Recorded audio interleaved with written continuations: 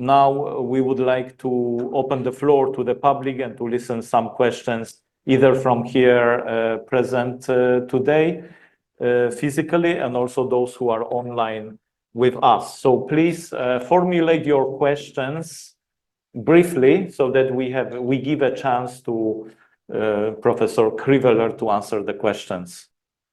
Anyone would like to start? Yes, please. Johnny, you said who allowed the Chinese form of worship? You said 1948, 1949. No, I did. When did the Vatican finally allow the form of worship, which was prohibited? You said 1939, 1948. When was it? Yes, in 1742, Benedict XIV wrote this very long apostolic constitution, which is a very high level of theological document, ex quo singulari, who abolished the rights for all Christians. He also implemented an oath that all the missionaries should not speak about that, talk about. In fact, he renewed the oath was already decided earlier, but it was never put into practice. It was a very severe document. He also will say that all this document will last forever. No one will be able to change it or to interpret it in a lesser manner. So it's a very strong statement. In fact, this statement was able to put to an end a controversy that was lasting for more than 100 years, with several Vatican decisions that were one time in one way, one another in another different way. And in fact, that was successful because I still remember, and maybe some of you will remember, that before 1939, the Catholic missionaries go to China, they still have to take that special oath against the Chinese rites. So until 1939. In 1939, the Vatican, on December the 8th, the Propaganda Fide, they made a very short statement deciding that the rites are civil, are not religious, that the government assured them about this, therefore can be performed. And now, theoretically, even if it's not more really practiced, the Chinese rites can be performed by Catholic faithful, are not prohibited. But what brought about the change? Why did the Vatican suddenly in 39? What was changed? It's a good question with a difficult answer. Because, in fact, I am someone who criticized the 1939 document of the Vatican, in the sense that the 1742 decision by the Pope, Benedict XIV, was a very strong, you can disagree, but it was well motivated. He made a clear-cut decision. This is not a, the Kangxi Emperor said that this is a civil rights. It's not up to him to decide. This is our business. This is church matters. We decide what is religious, what is not. So this is a, and then he said, well, the Pope Benedict, he said, they told us that with this way, the missionary will have a very difficult work in China. It will be very difficult for them to be missionary there. And the Pope says in the document, so what? The missionaries have to sacrifice their lives. Their life is difficult. And they, like Christ, they should be ready to give their lives. So the Pope made this very strong statement, black on white. And the missionaries accept that, even the Jesuits.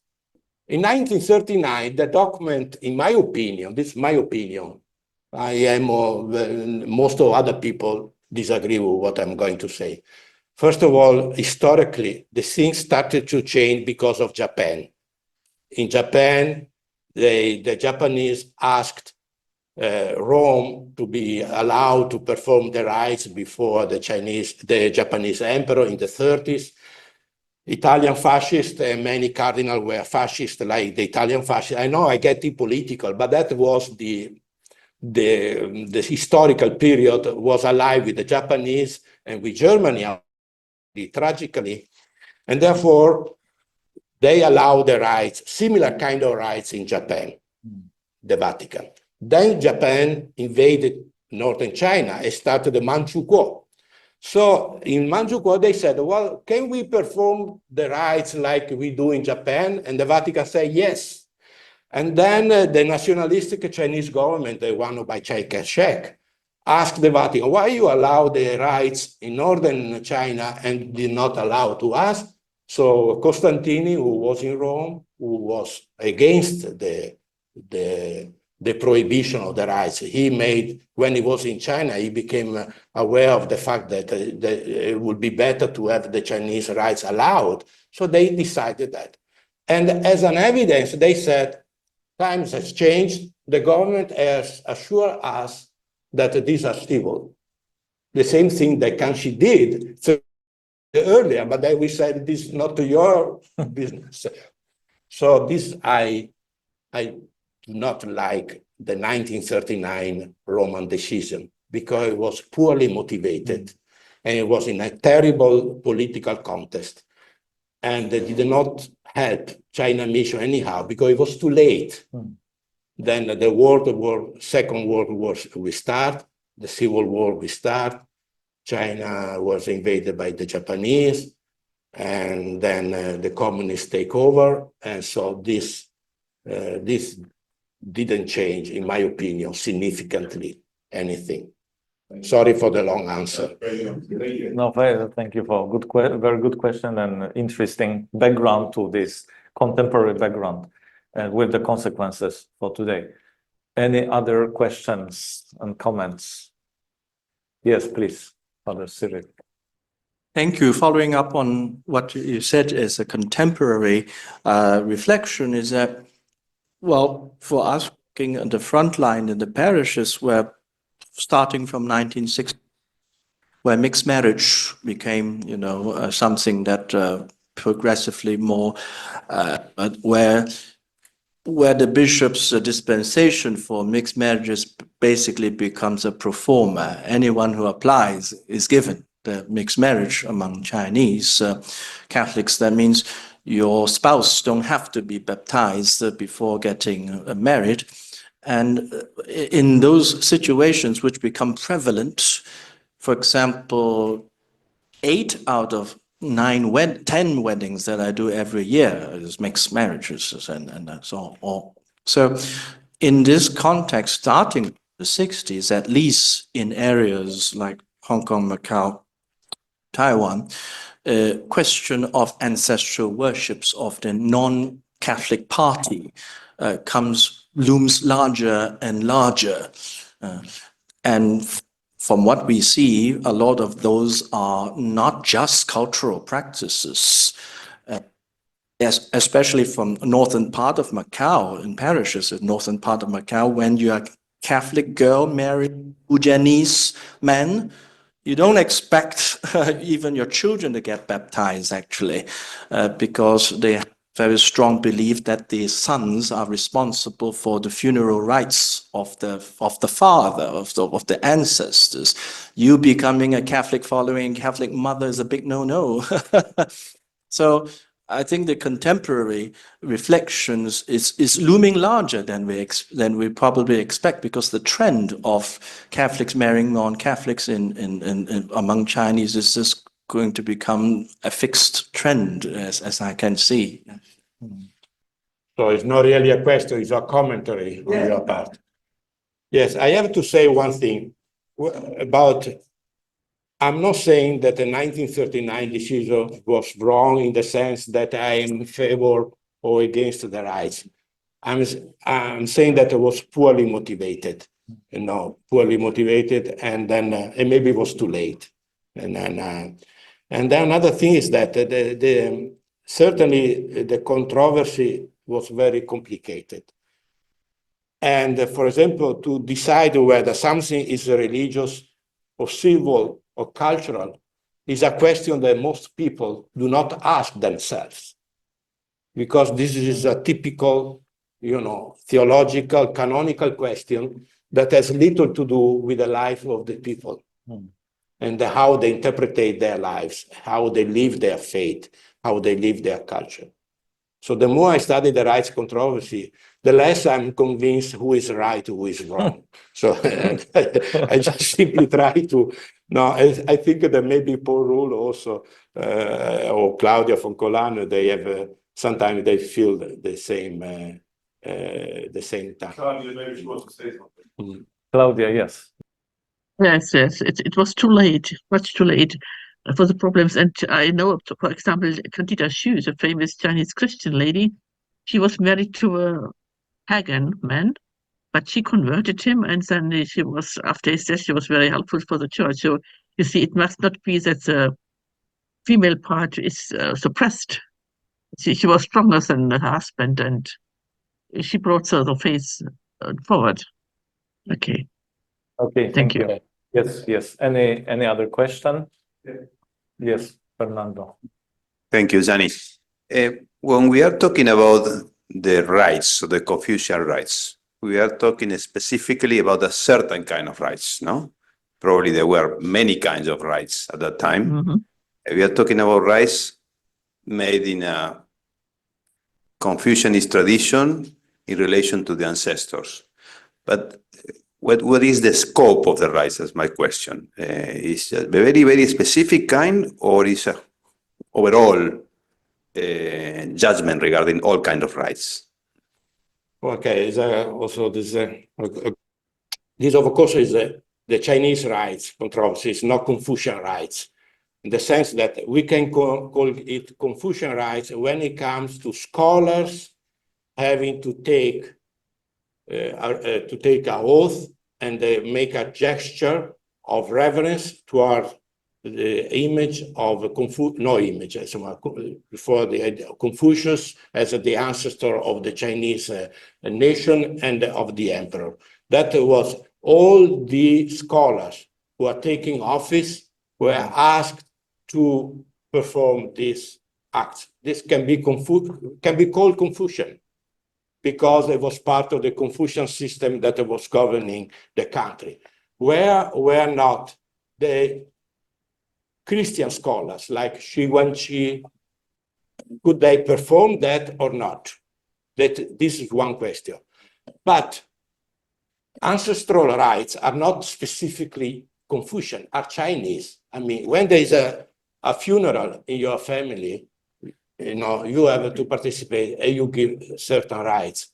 In the traditional China, in certain festivities, feast days, Chinese New Year, and then other festivities, you go to the tomb and perform certain rites, offering incense or fruits, food, etc.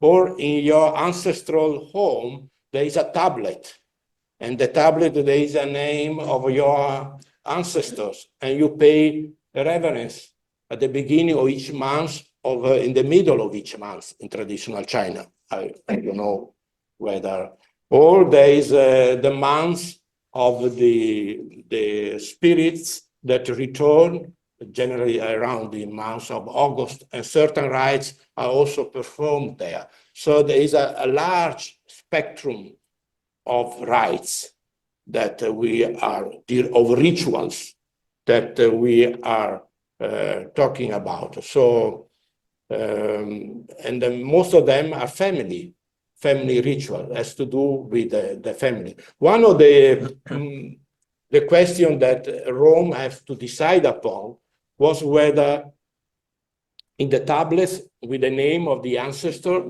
there should be two Chinese characters, Lin Hui, the place of the soul. Zhe, Lin Hui, three. The first one, Zhe, means of the place. So Rome said, okay, the tablet in 1704. This was decision made by 4 cardinals in Rome. The tablets can have the name of the ancestors, but you have to take out this true, because that might give the suspicion that these 2 characters means that the actual soul of the deceased is resting on the tablet or inside the tablet, as somebody suggests. Was that true? The people believe that or not? I don't know, because actually when I give a Chinese Rites Controversy and I talk with my students also in Hong Kong, they don't give the same answers. They give different answers. That's right. Very good. Thank you. Anyone else? Okay, so if there are no questions, I have 2 things to share with you. Actually, we have 2 prominent scholars today sharing, Professor Kriveler and Claudia von Collani. I would like to add a 3rd person, which is a surprise in a sense. She was not pre-announced, but I have received an interesting reaction from her. She is very sympathetic, and she expressed she congratulated us for organizing this tribute to Paul Ruhl, because she is also a good friend of Paul Ruhl. Namely, I am speaking about Teresa Sena, which is known to many of you. So Teresa Sena, she's based in Portugal. She might come to Macau soon, but she's actually in Capo Verde now with her husband. But she wrote a short reflection, few lines about him. So I'd like to read her message. So this is Teresa Sena. Teresa Sena is also briefly introduced. She's a scholar, a friend, member of Macau Ricci Institute, scholar of Christianity, history of Christianity in China. She has been working for many years in Macau at Polytechnic University, if I'm not mistaken, and also associated with USJ. So, tribute to Paul Ruhl. If there was a generation of giants on the propagation of Christianity in China to follow Dunn's image, here my comment, Dunn's means the author, George Harold Dunn, a scholar who wrote a famous Generation of Giants, very important book about the history of missionaries in China. And she continues, there was surely another generation of giants on the comprehensive development of the history of Christianity in China, namely that of the Jesuit mission, a development based on a knowledgeable command of language, innovative approaches, but also generator of an active and cooperative network of scholars, resources, and institutions that prove to be very dynamic, fruitful, and generator of a chain of friendship. Paul Ruhl was certainly one of those giants, side by side with the Jesuits, Fathers Edward Malatesta, 1932-1998, and John Wojtek, 1933-2010. Or Roman Malek, SVD, a verbist, in 1951-2019, among others, all of them men of incredible knowledge, astonishing simplicity, and generosity, among many other human qualities. I deeply wish that their legacy could perdure. Thanks, Paul. Teresa Sena, Capo Verde, February 16, 2025. Thank you. So we are very grateful to 3 of you for these wonderful sharings. And as Teresa Sena mentioned at the end, the legacy. So I have found out I just came across this interview that Professor Kriver mentioned. There is a very interesting interview, 1 hour with Clark, with Paul Ruhl on YouTube, very easy to find it. We would like to play the last few minutes when he is asked, what is your wish a hope for the future in terms of scholarship. And I think this is something that I would like to conclude this forum, because this is a legacy that I hope will, as Teresa mentioned, will perdure. Something will be continued by the future scholars. So it should be the 47th minute. Communication had years in our field in the immediate future. Right. Now, that brings us to the last question. I'm looking at our time. We have about 5 more minutes. And you may have actually already answered this in some way, but and this might even seem like a hackneyed question, but it's a question that we want to ask, especially new scholars in our field are really interested to hear what your hopes are for the field. Well, over recent years, I've had a number of Chinese graduate students, which I wouldn't have imagined again earlier. Even at the moment, I'm doing a little bit of supervision in the China Study Research Center at La Trobe University. It's in Chinese philosophy, certainly, not my own field, although occasionally I give a seminar or presentation on something I've been working on, which the Chinese students find of interest. So it's at that level that my current interaction has been occurring. Whether it will in the near future is another matter. I mean, it's becoming very difficult, will be very difficult, I think, for Chinese students to come so freely to study in Australia or the United States as they have before.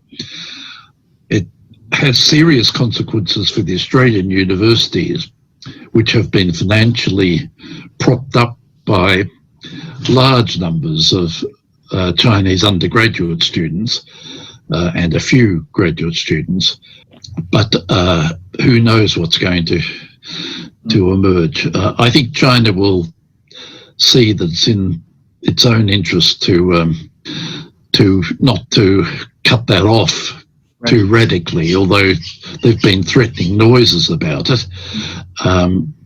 But again, the personal contacts have been made, and they presumably will continue and should prove very useful. Electronic publication too is another very important field, and the publication of the documents, archival documents and so on.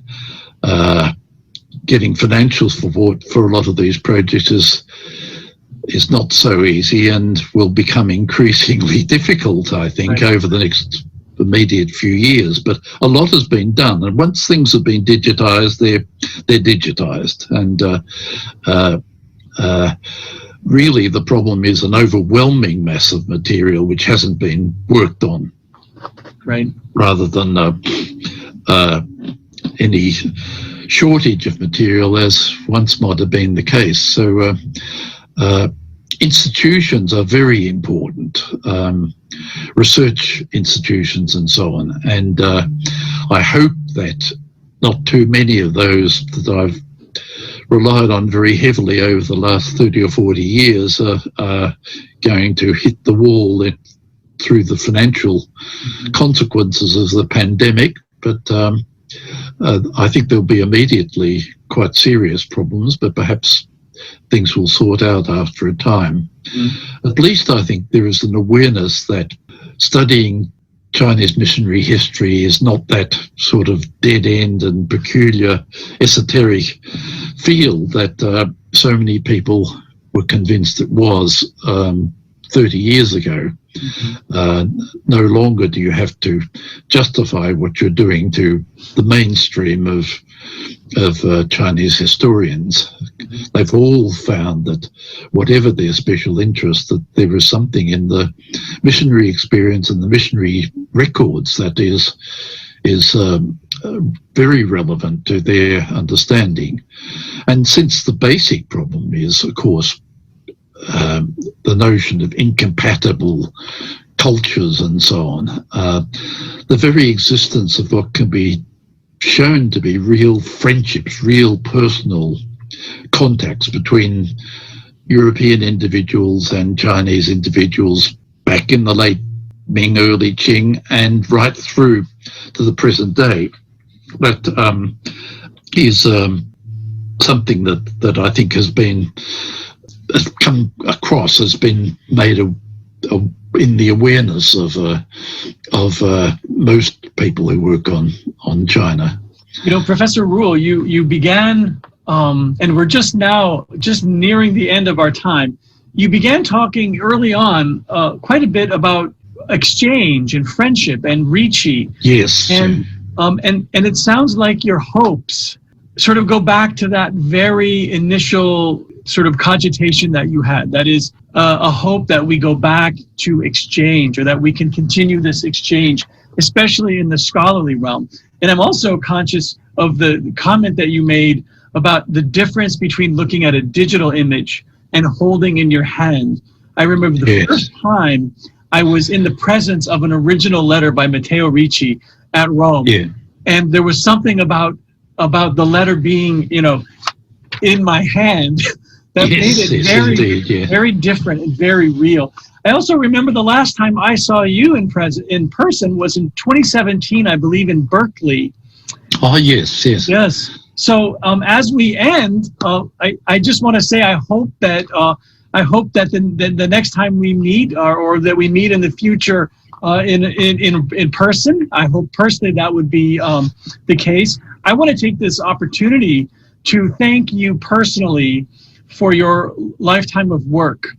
Not often do we get to thank the people about whom's work or with whom's work we cite in our own. So I just want to personally thank you for your work in this field, and just again, thank you for agreeing to be interviewed. This really was an honor and a special privilege for me. So thank you so much. Good, thank you. I've enjoyed the conversation and enjoyed the opportunity. Very good. Well, thank you so much, Professor Rule. With this, we conclude our tribute to Paul Rule, a great scholar, and hopefully his legacy will continue, will go on. And let me conclude again with announcing of our new baby of Macau Ricci Institute, the newest issue, number 13 of the Macau Ricci Institute journal, available freely online. So please go to Macau Ricci Institute website. The whole issue is available online, but there are also printed versions here outside, so you are free to pick them up. And finally, you are also welcome to go down to enjoy some snacks and continue discussing with Gianni Krivelen. Thank you very much.